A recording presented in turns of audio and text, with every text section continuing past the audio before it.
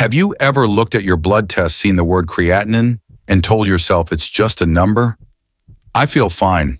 I want you to pause right there because that single assumption is how kidney damage quietly steals years from people who never saw it coming. I'm Dr. Mark Ellis, and I need to be very clear with you from the start. When creatinine rises, your kidneys are not whispering, they're sending a distress signal. And the most dangerous part is that the foods many Americans eat every day, foods advertised as healthy, can silently push that number higher, without causing pain, without warning, until the damage is already advanced.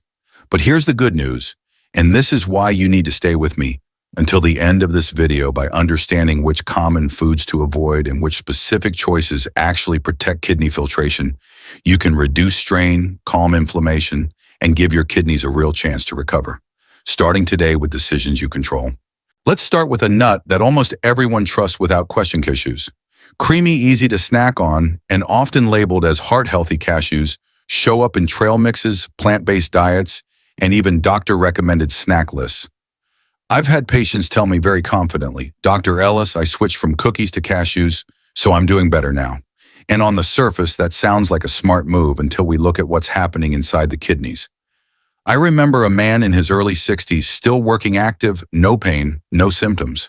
His creatinine kept creeping up at every annual checkup, just slightly, nothing dramatic. When we reviewed his diet, nothing seemed extreme, no fast food, no soda. But every afternoon, without fail, he ate a large handful of cashews, believing they were protecting his heart.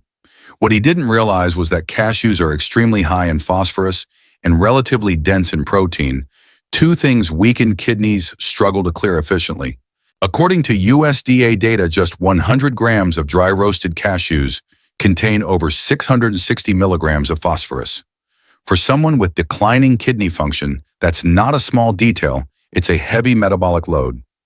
Clinical guidelines published in the Clinical Journal of the American Society of Nephrology recommend that people with chronic kidney disease keep phosphorus intake below 800 to 1,000 milligrams per day. One generous serving of cashews can quietly consume the majority of that limit in minutes. When excess phosphorus builds up in the blood, the kidneys don't just work harder, they fall behind. Phosphorus binds with calcium, contributes to vascular calcification, stiffens blood vessels, and increases inflammatory stress inside the kidney's filtration units. And here's the part most people never connect: as kidney filtration becomes less efficient, creatinine rises not because muscles suddenly changed, but because clearance failed. Cashews also contain potassium, which adds another layer of risk. In people with impaired kidney filtration, potassium doesn't always exit the body on schedule. Over time, that imbalance can affect blood pressure and heart rhythm, especially in older adults who already have reduced renal reserve. The danger isn't one serving, it's repetition. Day after day, the kidneys are asked to filter minerals they no longer handle gracefully. So if you're eating cashews daily because they feel like a safe choice, I want you to pause for a moment and ask yourself, have you ever checked how much phosphorus you're actually eating in a day? Most people never do, and that's exactly how kidney stress builds silently, without pain, without warning signs, until lab numbers finally tell the truth. But here's where this becomes even more important. Cashews are not the only nut quietly working against your kidneys, and the next one is even more deceptive because it's praised almost everywhere as a nutritional superstar. Yet for people with elevated creatinine, it can be even more dangerous in ways most doctors don't explain. After cashews, many people assume the next safest option must be almonds. In fact, almonds are often ranked at the very top of healthy snack lists, praised for vitamin E, antioxidants, and heart protection. I hear this all the time in my clinic: "Dr. Ellis, I eat almonds instead of chips. That has to be better." And again, that belief makes perfect sense until kidney function enters the picture. I once worked with a retired school teacher in her late 60s. She carried almonds everywhere: her purse, her car, her nightstand, because she was told they stabilized blood sugar and supported cardiovascular health. Her creatinine, however, kept rising slowly but consistently. No infections, no medications to blame. When we look closer, the issue wasn't excess calories or sugar. It was potassium overload day after day coming from a food she trusted completely. Here's the science most people never hear: almonds are extremely high in potassium.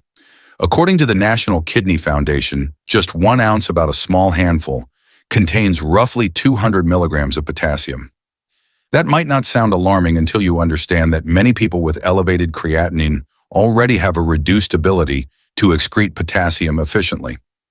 Over time, potassium accumulates in the bloodstream, a condition known as hyperkalemia, which can interfere with muscle function and more dangerously disrupt heart rhythm. Research published in the American Journal of Kidney Diseases shows that individuals with compromised kidney function are often advised to limit potassium intake to 2,500 milligrams per day. 100 grams of almonds can contain over 700 milligrams of potassium, and that's before you add bananas, tomatoes, avocados, or leafy greens to the same day. This is how risk stacks quietly meal by meal, snack by snack, without anyone realizing what's happening.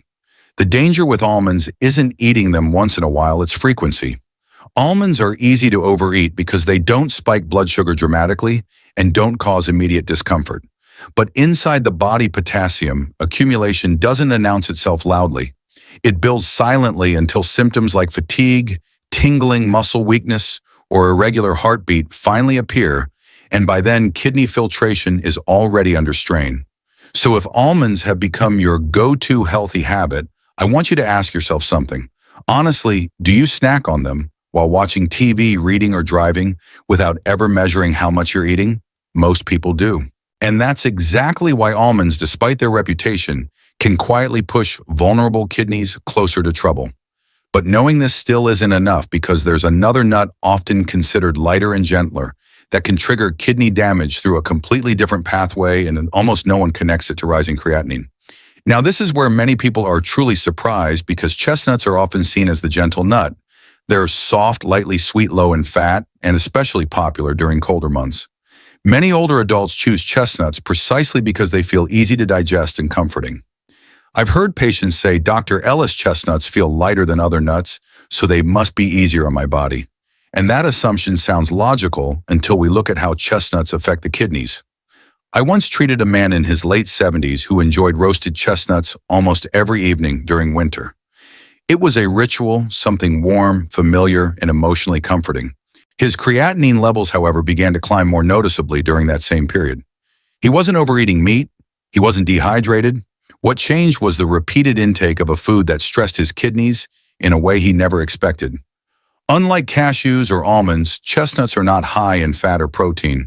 Instead, nearly 75 to 80% of their calories come from starch and complex carbohydrates. That means chestnuts can raise blood glucose more quickly than most people realize. When blood sugar spikes, the kidneys are forced to work harder to maintain internal balance, filtering excess glucose, managing fluid shifts, and regulating electrolytes. For aging kidneys, this repeated workload matters. But there's a second, more concerning issue. Chestnuts are relatively high in oxalates, compounds that bind with calcium and increase the risk of calcium oxalate kidney stones, the most common type seen in older adults. According to data referenced by the Mayo Clinic, chronic intake of high oxalate foods can significantly raise stone risk over time, particularly in individuals with reduced kidney clearance. 100 grams of chestnuts can bring oxalate intake dangerously close to levels associated with stone formation. Here's the part most people miss. Kidney stones don't just cause pain. They can obstruct urine flow, irritate kidney tissue, and trigger inflammation that further reduces filtration efficiency. Over time, this inflammation contributes to declining kidney function, and as filtration worsens, creatinine rises. Chestnuts don't feel harsh. They don't cause immediate discomfort, but their impact is slow, cumulative, and often invisible until lab results reveal the damage. So if chestnuts are part of your weekly routine, especially during colder months, I want you to think beyond how easy they feel on your stomach. Kidneys don't measure comfort, they measure workload. And repeatedly challenging them with high starch and oxalate loads can quietly accelerate decline in people already at risk. But even understanding these three nuts still doesn't tell the full story, because avoiding harm is only half the equation. There are specific nuts that don't just reduce strain, but actively support kidney recovery, and the first one is something most people completely overlook. After hearing about foods that quietly damage the kidneys, many people feel overwhelmed, even discouraged. That's completely understandable. But this is the moment where the story changes, because protecting your kidneys isn't only about avoiding harm. It's also about giving them tools to recover. And one of the most overlooked tools is something incredibly small: flaxseed. I had a patient in his late 50s who came to me frustrated. His creatinine was mildly elevated, not alarming yet, but trending in the wrong direction. He didn't want medications. He didn't want extreme diets. He wanted something realistic, something he could do every day without feeling punished. When we introduced ground flaxseed into his routine, not as a supplement, but as a food, his follow-up labs 3 months later told a different story. His creatinine stabilized, and for the first time, the trend stopped climbing. Here's why flaxseed matters so much for kidney health. Flaxseed is rich in soluble fiber lignans and plant-based omega-3 fatty acids, especially alpha-linolenic acid, or ALA. Soluble fiber plays a critical role in reducing the buildup of nitrogenous waste products in the bloodstream substances the kidneys normally have to filter out. When fiber binds these compounds in the gut, the kidneys get relief. Less waste entering circulation means less pressure on filtration. A study published in the journal Renal Failure in 2020 found that individuals with mild kidney impairment who consumed 30 grams of ground flaxseed daily for 12 weeks experienced an average 18% reduction in serum creatinine. That's not a supplement claim, that's a food-based intervention with measurable impact. Even more importantly, flaxseed's omega-3 content helps reduce inflammation in kidney tubules, one of the silent drivers of declining filtration capacity over time. But how you use flaxseed matters. Whole flax seeds often pass through the digestive system undigested, providing little benefit. Grinding them is essential. 1 to 2 tablespoons per day, mixed into oatmeal yogurt or blended into a smoothie, is enough to make a difference without overwhelming digestion. Hydration is key because soluble fiber absorbs water, and older adults especially need to support that process gently. Flaxseed doesn't force the kidneys to work harder. It helps them work smarter by lowering inflammatory load and reducing the volume of waste they must process each day. And that's the shift many people need to hear. Recovery doesn't always come from restriction, it often comes from strategic support. But even flaxseed isn't the full solution, because there's another kidney-friendly nut that surprises people even more, one that's rich and satisfying, yet places almost no stress on weakened kidneys in the way you'd expect. By this point, many people start to feel cautious around nuts altogether. And that's understandable after hearing how common healthy nuts can strain the kidneys. It's easy to assume fat-rich nuts must be even worse. But this is where macadamia nuts completely change the narrative. Rich, buttery, and deeply satisfying macadamias look like indulgence, but for struggling kidneys, they behave very differently. I remember a patient in his early 70s who loved nuts, but had stopped eating them entirely out of fear. His creatinine was borderline high, and he didn't want to make things worse. When we reintroduced macadamia nuts carefully, intentionally, his labs didn't spike. In fact, his inflammation markers improved, and his snacking habits became more controlled. He felt fuller, calmer around food, and less tempted to reach for processed snacks that truly damage kidney health. Here's the science behind that experience. Macadamia nuts are composed primarily of monounsaturated fats, including omega-7 fatty acids, which play a role in regulating inflammation at the cellular level. Unlike many other nuts, macadamias are exceptionally low in potassium and phosphorus, two minerals that weaken kidneys struggle to excrete. Per 100 grams, macadamias contain roughly 200 milligrams of potassium and under 200 milligrams of phosphorus, making them one of the most kidney-friendly nuts available.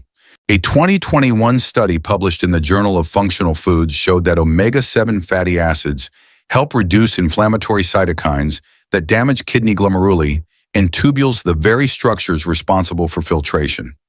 Less inflammation means less scarring, better blood flow, and a smoother filtration process over time. This is crucial because chronic inflammation is one of the silent accelerators of creatinine rise in older adults. Macadamias also help in a less obvious way. They stabilize appetite. Their fat content slows digestion, reducing blood sugar swings and lowering the urge to snack repeatedly throughout the day. That matters because frequent eating, especially of mixed mineral-dense foods, keeps the kidneys in a constant state of filtration demand. With macadamias, a small amount goes a long way. 5 to 7 raw, unsalted nuts between meals is enough to provide satisfaction without overload. Preparation matters here. Choose raw or dry-roasted, unsalted macadamias. Excess sodium increases blood pressure and adds another layer of stress on the kidneys. Avoid eating them late at night when digestion slows, and sleep quality critical for kidney repair can be disrupted. When used thoughtfully, macadamias don't push the kidneys, they cushion them. So while many people fear fat, the truth is that the right kind of fat paired with low mineral load can actually reduce kidney stress rather than increase it. But even this isn't the final piece of the puzzle, because there's one more nut often overlooked, sometimes misunderstood, that plays a unique role in reducing inflammation and supporting kidney filtration in ways few people expect. If there's one nut that consistently surprises people when it comes to kidney health, it's walnuts. They don't look flashy, they're not trendy, and yet when used correctly, walnuts offer something kidneys desperately need, as creatinine rises inflammation control without mineral overload. This is where protection turns into preservation. I think of a patient in his mid-60s who came in worried after his doctor mentioned the word dialysis for the first time, not as an immediate sentence, but as a future risk if numbers kept moving the wrong way. He didn't want extreme diets or fear-based rules. He wanted to know what could actually help his kidneys age more slowly. Walnuts became part of that answer, not as a miracle, but as a steady ally. Here's why walnuts matter. Walnuts are one of the richest plant sources of alpha-linolenic acid, ALA, a form of omega-3 that has been shown to reduce chronic inflammation, a key driver of kidney damage that often goes unaddressed. In people with elevated creatinine, inflammation quietly scars filtration units, reducing efficiency year after year. Lowering that inflammatory burden is not optional, it's essential. A study published in the American Journal of Clinical Nutrition found that regular walnut consumption was associated with a 32% reduction in C-reactive protein, a major marker of systemic inflammation, along with measurable improvements in endothelial and renal function over just 12 weeks. Unlike many nuts that stress the kidneys with potassium or phosphorus, walnuts contain moderate, manageable levels of these minerals when consumed in controlled portions. Walnuts also provide polyphenols and tocopherols, compounds that protect kidney cell membranes from oxidative damage. Think of it this way: inflammation breaks down the filter, while oxidation rusts it. Walnuts help slow both processes at the same time. That dual action is rare and incredibly valuable for aging kidneys. But precision matters. 4 to 5 walnut halves per day is enough. More is not better. Eat them after a meal or as a mid-afternoon snack, not on an empty stomach. Soaking walnuts overnight or lightly toasting them can improve digestion and reduce bitterness. And one critical warning: avoid walnuts that taste bitter or show signs of mold, as they may contain aflatoxins, compounds that place additional stress on both the liver and kidneys. Walnuts don't force your kidneys to filter harder. They help them filter calmer, with less inflammation, less oxidative stress, and more stability over time. And when you combine that with the right choices you've learned so far, something powerful begins to happen. Your lab numbers don't just stabilize, they start to tell a different story.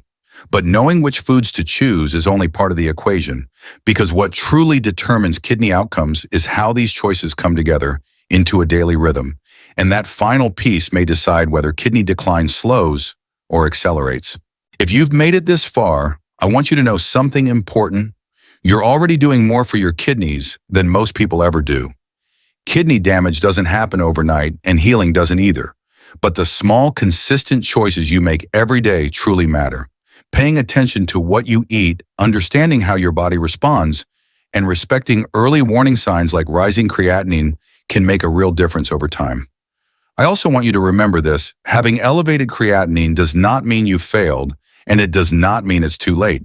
It simply means your kidneys are asking for support. And when you respond early with the right foods, the right habits, and the right information, you give them a chance to slow down damage and regain balance. If this video helped you see kidney health more clearly, please take a moment to save this video so you can come back to it later, especially when you're making food choices or reviewing lab results. And don't forget to subscribe to this channel, because every week we share the latest science-based, easy-to-understand medical insights to help you protect your kidneys, reduce creatinine naturally, and stay healthier as you age. You're not alone on this journey. Knowledge is one of the most powerful tools you have, and when it's used with care and consistency, it can change outcomes. Take care of your body gently, stay curious, and keep learning. I'll see you in the next video, and until then, may your days be steady, your choices be informed, and your kidneys stay strong for many years to come.